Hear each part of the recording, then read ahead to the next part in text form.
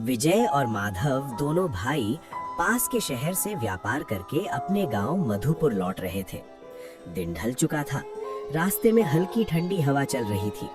दोनों भाई विजय और माधव ने शहर में अपनी फसल बेचकर अच्छी कमाई की थी। शाम का समय था। आसमान में काले बादल छा रहे थे। उनके बैल अपनी मस्त चाल में धीरे धीरे चल रहे थे, जैसे उन्हें दुनिया की भाग दौड़ से कोई जल्दी ना हो। रास्ता लंबा था और चारों ओर खेतों की मिट्टी की सौंधी खुशबू फैली हुई थी। अरे माधव, देख तो क्या सुहावना मौसम हो गया है। हवा में मिट्टी की खुशबू कितनी प्यारी लग रही है ना। बिल्कुल भैया, और आज तो फसल भी अच्छे दामों में बिक गई। भगवान का लाख लाख शुक्र है, मेहनत रंग लाई। लेकिन देख माधव, बादल घिरते जा रहे हैं। लगता है बारिश होने वाली है। हाँ भैया, सच कह रहे हो। शहर का शोरगुल तो सिर दर्द कर देता है, लेकिन गांव की ये शांति मन को सुकून दे देती है। अब घर जाकर अम्मा को ये खुशखबरी सुनाएंगे, वो तो बहुत खुश होंगी। अचानक तेज हवा चलने लगी। पेड़ों के पत्ते सरसराने लगे और धूल उड़ने लगी। बैल भी बेचैन हो गए और रुक रुक कर चलने लगे। चलो थोड़ी रफ्तार बढ़ा लेते हैं, नहीं तो बीच रास्ते में भीग जाएंगे। अरे भीग भी गए तो क्या, बचपन याद आ जाएगा जब हम खेतों में बारिश में नाचते थे। हाँ, वो दिन भी क्या दिन थे। अब तो बस जिम्मेदारियां ही जिम्मेदारियां हैं। सही कहा तूने, लेकिन चाहे वक्त कितना भी बदल जाए, गांव की मिट्टी और इसकी खुशबू हमेशा अपनी लगती है। धीरे धीरे बारिश शुरू हुई और कुछ ही देर में तेज बूंदाबांदी होने लगी। दोनों भाई अपने सिर पर कपड़ा डालकर खामोशी से इधर उधर देखने लगे, कहीं शरण मिल जाए। लगता है ऊपर वाले ने आज खूब बरसने की ठान ली है। बैल बेचैन है, धीरे चलाना पड़ेगा। वो आगे कुछ रोशनी सी दिख रही है, शायद कोई घर या चौपाल हो। अगर वहीं तक पहुंच जाएं तो रुक सकते हैं। हाँ, मुझे भी दिख रही है। चलो उसी ओर बढ़ते हैं, पर जरा संभल कर। भैया, बैल बार बार रुक रहे हैं, कहीं कुछ महसूस तो नहीं कर रहे? जानवरों को तो पहले ही आभास हो जाता है ना। अरे माधव, तू भी ना, शायद बिजली की आवाज से घबरा गए होंगे। अब लौटने का भी तो रास्ता नहीं दिख रहा। चलो रोशनी तक पहुंचते हैं, शायद मदद मिल जाए। पता नहीं भैया, ये रास्ता कुछ जाना पहचाना नहीं लग रहा। उम्मीद है भैया, वरना ये इलाका डराने लगा है। डर मत, मैं हूँ तेरे साथ। जो भी होगा साथ झेल लेंगे। रोशनी की दिशा में मुड़ती बैलगाड़ी की धूल अब पानी में बदल रही थी। मौसम की गूंगी सरगर्मी के बावजूद किसी अनजाने सुकून की हल्की सी अनुभूति मन में उजागर हो रही थी। वे बैलगाड़ी को रोशनी की ओर मोड़ते रहे। बारिश इतनी ज्यादा हो रही थी कि कच्चा रास्ता कीचड़ में बदल गया था और बैलों के पैर मिट्टी में धंसते जा रहे थे, जिस कारण बैल बड़ी मुश्किल से चल रहे थे। बहुत मशक्कत के बाद वे धीरे धीरे एक छोटे से गांव में पहुंचे। गांव छोटा था पर साफ सुथरा दिख रहा था। कुछ घरों से मध्यम रोशनी और धुआं निकल रहा था। गांव में घुसते ही दोनों भाइयों को एक बुजुर्ग आदमी दिखाई दिया, जो अपने घर के बाहर दरवाजे पर बैठा था और उसके बगल में एक लालटेन जली हुई थी। बुजुर्ग आदमी ने दोनों भाइयों को ध्यान से देखा और फिर धीरे धीरे मुस्कुराए। उस मुस्कान में एक अजीब सा रहस्य छिपा हुआ था। नमस्ते बाबा, हम पास के शहर से अपने गांव लौट रहे थे। अचानक रास्ते में बारिश आ गई तो यहाँ रुकना पड़ गया। अरे बेटा, कोई बात नहीं। ऐसी रातों में राहगीरों को आसरा देना ही तो इंसानियत है। अंदर आओ, भीग गए हो दोनों। धन्यवाद बाबा। रास्ता इतना कीचड़ भरा हो गया कि बैल भी थक गए हैं। लगा अब कहीं रुकने की जगह नहीं मिलेगी। हाँ, इस इलाके का मौसम बड़ा नटखट है। कभी चुप रहता है, कभी अचानक बरस पड़ता है। कुछ क्षणों तक वो यूं ही देखता रहा, फिर अचानक उठा और अपने घर की ओर मुड़ गया। उसने इशारे से दोनों भाइयों को भी अपने घर में रुकने के लिए कहा। घर काफी पुराना था, मगर साफ सुथरा और व्यवस्थित। दीवारें मिट्टी की थीं और छत खपरेल की, जिन पर बारिश की बूंदें मध्यम लय में गिरकर एक विचित्र संगीत सा रच रही थी। भीतर एक लालटेन जल रही थी, जिसकी मध्यम रोशनी पूरे घर में एक रहस्यमयी माहौल बना रही थी। हवा में पुराने समय की सी नमी और मिट्टी की गंध तैर रही थी, जैसे ये घर अब भी अपने अतीत की यादों में सांस ले रहा हो। चलो आग के पास बैठ जाओ, बदन सुखा लो। आपका गांव बड़ा शांत है बाबा। बाहर से लगा जैसे यहाँ कोई रहता ही नहीं। रहता हूँ बेटा, मैं और कुछ पुराने लोग। बाकी तो सब अपने अपने भाग्य के साथ चले गए। चले गए मतलब गांव छोड़ दिया उन्होंने? कुछ ने गांव छोड़ा, कुछ को गांव ने छोड़ दिया। पर तुम लोग थके लग रहे हो, पहले गर्म पानी ले लो। लेकिन आपने कहा कि गांव ने छोड़ दिया, आपका मतलब क्या है? कुछ बातें वक्त आने पर ही समझ में आती हैं। फिलहाल तुम आराम कर लो, रात अभी लंबी है। बेटा, इस गांव की मिट्टी में कई कहानियां दबी हैं। जो यहाँ रहता है वो उन कहानियों का हिस्सा बन जाता है, चाहे वो चाहे या ना चाहे। लोग कहते हैं ये गांव बरसों पहले उजड़ गया था, लेकिन कुछ आत्माएं अब भी यहाँ भटकती हैं। मैं तो बस उनका पहरेदार हूँ, ताकि कोई अनजाना यहाँ भटक कर फंस न जाए। बाबा, आप ये कैसी बातें कर रहे हैं? आत्माएं, पहरेदार, ये सब तो सुनी सुनाई लगती हैं। भैया, मुझे तो डर लगने लगा है। बाहर बारिश के बीच वो अजीब सी सरसराहट सुनाई दे रही है, जैसे कोई घर के चारों ओर घूम रहा हो। घर के अंदर का वातावरण भी कुछ अलग था। वहां रखा फर्नीचर बहुत पुराना था, जैसे कई दशकों से उसी जगह पर हो। दीवारों पर टंगी तस्वीरें भी फीकी पड़ चुकी थीं, जिनमें बीते जमाने की झलक अब भी मौजूद थी। इतने में भीतर से बुजुर्ग आदमी की पत्नी बाहर आई। वे भी उम्रदराज थीं, पर उनके चेहरे पर गजब की शांति थी।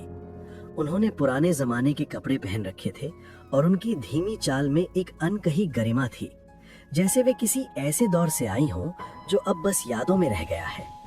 देखो बेटा, ये मेरी धर्म पत्नी है सुलोचना। उम्र के इस पड़ाव में भी घर आंगन को वैसे ही संभालती हैं जैसे पहले दिन संभालती थी। ये घर हमारे पुरखों की निशानी है। बिजली यहाँ आई तो थी, पर हमने उसे अपनाया नहीं। इन लालटेनों की रोशनी में हमें अब भी वही सुकून मिलता है जो मशीनों की चमक में नहीं मिलता। वक्त बदल गया, पर हम नहीं बदले। शायद इसलिए ये घर अब भी अपने अतीत की सांसें लेता है। बाबा, ये घर और इसकी खुशबू कुछ अलग सी है। लगता है जैसे समय यहाँ थम गया हो। हाँ, और ये भी सोचने वाली बात है कि जब हर गांव में बिजली पहुंच चुकी है, तो ये गांव अब भी अंधेरे में क्यों डूबा है? उजाले से ज्यादा भरोसा हमें इस मध्यम रोशनी पर है बेटा, क्योंकि ये ना तो आंखों को चकाचौंध करती है, ना दिल को बेचैन। इस घर में जो भी ठहरता है उसे कुछ पल के लिए चैन मिल ही जाता है, चाहे वो कहीं से भी आया हो। बरसों से यहाँ कोई मेहमान नहीं आया था। अच्छा लगा कि आज फिर किसी ने इस चौखट को पार किया। तुम दोनों को थकान होगी, मैं चूल्हे पर कुछ गर्म कर देती हूँ। इतना कहकर बुजुर्ग महिला रसोई की ओर चली गई। उनके जाते ही बुजुर्ग आदमी ने दोनों भाइयों को बैठने का इशारा किया। तीनों मिट्टी के फर्श पर बिछी पुरानी दरी पर बैठ गए और आपस में बातचीत करने लगे। तो बेटा, रास्ते में कोई और यात्री नहीं मिला क्या? इस मौसम में लोग आमतौर पर यहाँ से गुजरने की हिम्मत नहीं करते। नहीं बाबा, पूरा रास्ता सुनसान था। बस कहीं कहीं सूखी पत्तियों की सरसराहट सुनाई दे रही थी। लगा जैसे कोई हमें देख रहा हो, पर दिखा कोई नहीं। ये जंगल ऐसा ही है बेटा। यहाँ की हवा भी अपनी बातें कहती है। कभी लगता है कोई पीछे चल रहा है, कभी कोई नाम पुकारता है। मगर डरने की बात नहीं, अब तो हमारे गांव में हो, यहाँ सब सुरक्षित है। सच में बहुत सुकून देने वाला माहौल है यहाँ। मगर अजीब बात यह है कि रास्ते में हमें गांव कहीं दिखा ही नहीं। अचानक ये जगह सामने आ गई, जैसे किसी पर्दे के पीछे से उभर आई हो। लगता है जैसे इस गांव की हवा में कोई अलग ही बात है। एक अजीब सी शांति है जो डर और सुकून दोनों देती है। कभी कभी कुछ जगह खुद नहीं दिखती बेटा, बल्कि कुछ लोग ही उन्हें देख पाते हैं। शायद आज रात तुम्हारा भाग्य यहाँ ले आया। क्या मतलब बाबा? क्या ये गांव बाकी गांवों से अलग है? हर गांव की अपनी कहानी होती है बेटा, हमारी भी है, लेकिन वो कल बताऊंगा। रात बहुत हो गई है, पहले खाना खा लो और आराम कर लो, थकान उतर जाए फिर सब समझा दूंगा। बातचीत का सिलसिला कुछ देर चला ही था कि रसोई से बर्तनों की हल्की आवाजें आने लगीं और थोड़ी देर बाद बुजुर्ग महिला खाना लेकर आ गई। थालियों में रखा खाना देखने में साधारण था, पर उसमें एक अजीब सा स्वाद था, जैसे उसमें पुराने जमाने के मसाले हों या कुछ ऐसा जो अब के समय में इस्तेमाल नहीं होता। स्वाद मन को छू रहा था, पर साथ ही एक हल्की सी बेचैनी भी जगा रहा था। क्या लगता है ये सच में साधारण खाना है? खाने में जो स्वाद है वो पुराने जमाने का है। इसे खाते हुए सिर्फ पेट नहीं, यादें भी तृप्त होती हैं। भोजन के बाद रात गहराने लगी। बाहर बारिश थम चुकी थी, पर खपरेल से टपकती बूंदों की लय अब भी सन्नाटे में गूंज रही थी। तभी बुजुर्ग आदमी उठा, एक पुरानी लालटेन हाथ में ली और बोला कि अब वे विश्राम कर लें। वह उन्हें लेकर घर के पीछे की ओर गया, जहां एक छोटा सा कमरा था, पुराना लेकिन साफ सुथरा।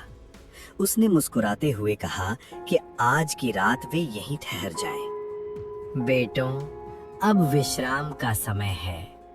मैं तुम्हें एक कमरा दिखाता हूँ। आज रात यहीं रहो, सुरक्षित रहोगे। ठीक है बाबा, लेकिन ये कमरा इतना पुराना है, फिर भी साफ सुथरा दिख रहा है। कमरा छोटा है, पर अजीब सा सुकून है। कमरे में दोनों भाई आकर लेट गए। कमरा छोटा था, पर साफ सुथरा। हवा में एक अजीब सी खुशबू थी, जैसे धूप या अगरबत्ती की हल्की महक फैली हो। कमरा छोटा है, पर अजीब सा सुकून है। यहाँ की हवा में भी कुछ अलग महक है। हाँ भैया, और बाहर बारिश तो थम गई, पर खपरेल से टपकती बूंदों की आवाज कुछ अजीब लग रही है, जैसे कोई हमें देख रहा हो। हाँ, मुझे भी लग रहा है कि यहाँ समय जैसे थोड़ा धीमा है। हाँ भैया, जैसे धूप और अगरबत्ती की मिलीजुली खुशबू फैली हो, कुछ अजीब सा पर शांत। हाँ, और ये महक कुछ पुराना याद दिला रही है, जैसे किसी ने इसे बरसों से यहाँ छोड़ा हो। रात के करीब 1 बजे माधव को तेज प्यास लगी। पास रखा पानी खत्म हो चुका था, इसलिए वो चुपचाप बाहर निकला ताकि किसी को परेशानी न हो। पानी खत्म हो गया, जल्दी से ले आऊं ताकि भैया परेशान न हो। आंगन में पूर्णमासी की चांदनी फैली हुई थी और चारों ओर अंधेरा शांतिपूर्ण दिख रहा था। आंगन के बीचों बीच एक छोटा सा पुराना कुआं था, जिसके चारों ओर पत्थर लगे थे। जब माधव ने कुएं में झांका और पानी निकालने की कोशिश की, तो कुएं के अंदर से अजीब सुनी आवाजें आईं, पहले धीमी, फिर और साफ। हवा में अचानक एक ठंडी सिहरन दौड़ गई और चांद की रोशनी मानो एक पल के लिए घट गई। माधव ने फिर से ध्यान से सुना और उसके दिल की धड़कन तेज हो गई। कुएं के अंधेरे में कुछ भी दिखाई नहीं दे रहा था, फिर भी वहां किसी अविचलित मौन का एहसास था, जैसे कोई मौजूद हो और परछाई की तरह दम ले रहा हो। तभी बिल्कुल उसके ठीक पीछे से धीमे से कोई आवाज गूंजी। ये रात, ये चांदनी, सब कुछ अपने हिसाब से बोलती है। माधव ने डरकर धीरे धीरे मुड़कर पीछे देखा तो बुजुर्ग आदमी वहां खड़ा था।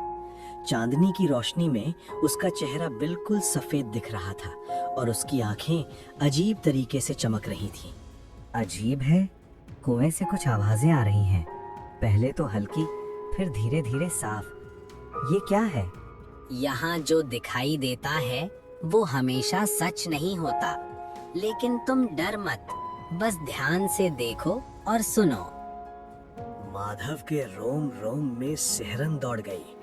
बुजुर्ग आदमी की आंखों में एक रहस्यमयी चमक थी और उसकी बातें सुनकर ऐसा लग रहा था जैसे वो कुछ और ही कह रहा हो। माधव तुरंत कमरे में लौट आया और बड़े भाई विजय को जगाने लगा। भैया, कुछ कुछ अजीब लग रहा है। आवाजें कुएं से आ रही हैं। हवा बहुत ठंडी हो गई है। मैं जल्दी पानी लेकर लौटता हूँ। कुएं में कुछ भी दिखाई नहीं दे रहा। फिर भी लगता है कोई मौजूद है, जैसे कोई परछाई में छिपा हो और मुझे देख रहा हो। उसने विस्तार से बताया कि कुएं से आती आवाजें, बुजुर्ग आदमी का अजीब व्यवहार और उसकी डरावनी बातें सब कुछ बेहद असामान्य और भयभीत करने वाली थीं। ये सुनकर विजय का भी मन कांप उठा। उन्होंने धीरे धीरे अपना सामान बांधा और सावधानी पूर्वक कमरे से बाहर निकल गए। वे बिना पांव की आवाज किए धीरे धीरे अपने बैलों की ओर बढ़ने लगे। तभी अचानक बुजुर्ग आदमी वहां आ गया। बेटा, कहाँ जा रहे हो आप इस समय? बाबा, हम सब सुबह जल्दी गांव पहुंचने का सोच रहे थे।